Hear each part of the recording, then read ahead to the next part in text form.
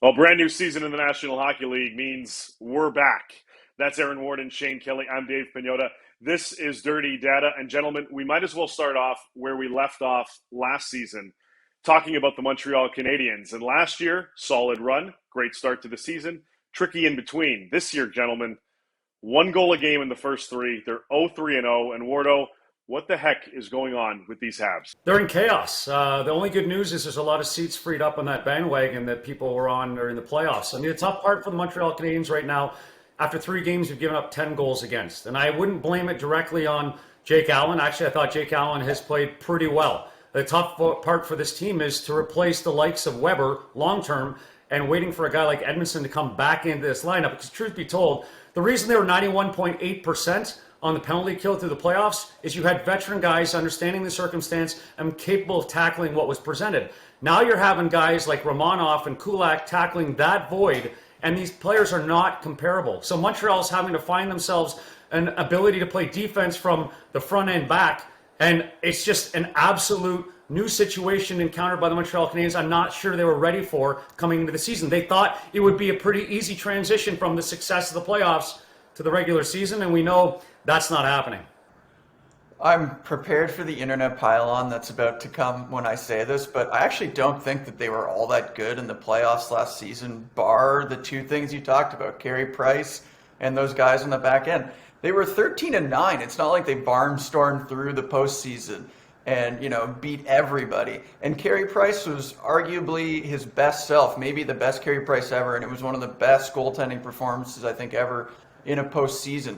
So when you look at those two things and what the team did in the offseason, I actually don't think they thought they were all that good either. You look back a few years ago, the Senators went on an unexpected run in the playoffs after just squeaking in, and the team loaded up the following season only for everything to come crashing down. Bergevin really didn't add a whole lot to this group because I think he knows that they're not a cup contender unless they squeak in again.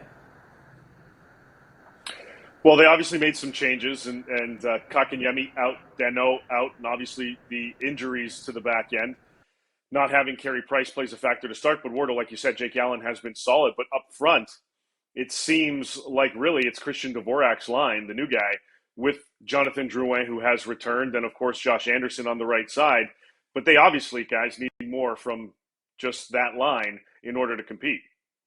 Yeah, the specific line is played with a great level of consistency. The problem is now, Cole Caulfield's no surprise to the National Hockey League. Everybody's going to prepare for him. He's on the top line with Suzuki and that pairing. Whoever they put there on the left side, whether it's Toffoli or whatever changes they decide to make, Caulfield's got to get accustomed to the fact he's a marked man in the National Hockey League. Add to that, Hoffman comes in, so they lose Kokaniemi to Carolina. I think, maybe Hoffman's going to come in, maybe play some center. He could play left wing on that line. He's not there yet. Right, so the designs on having a deep forward grouping, they're still awaiting those assets to present themselves in the lineup, which is difficult because as you sit in the locker room and you realize there's a skill set that has yet to enter in and you're just trying to hold on and things aren't going well, you're really anticipating that happening. And Montreal's forwards overall just have been lacking any finish at all, right? The idea you've only scored 3 goals in 3 games, this makes for a long season early on already. Yeah, the numbers back it up, frankly. It's not as if this is a team that's creating a ton of expected goals, a ton of chances, another way to think about it, and they're just not converting. They're not really creating much more than than what they've scored, I think another issue for them is deployment. Suzuki is 7th on the team right now in 5 versus 5 ice time among forwards. If this is, supposed to be the first line center of the future, he can't be 7th in that category.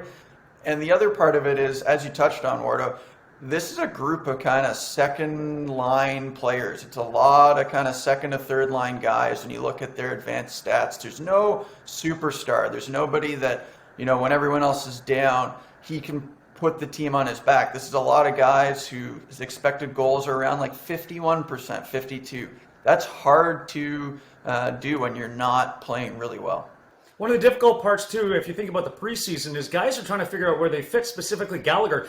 Gallagher, through the preseason, had no line. He was trying to find out where he fit himself. And if you think about the identity of the Montreal Canadiens last year, Armia, Stahl, and Perry, The two veterans are gone. Armia still has a big void to fill here for the Montreal Canadiens, but he doesn't have that safety net around him. So having a fourth line that has an identity, I mean, this is piecemeal together right now for Ducharme to figure out who's playing on the fourth line.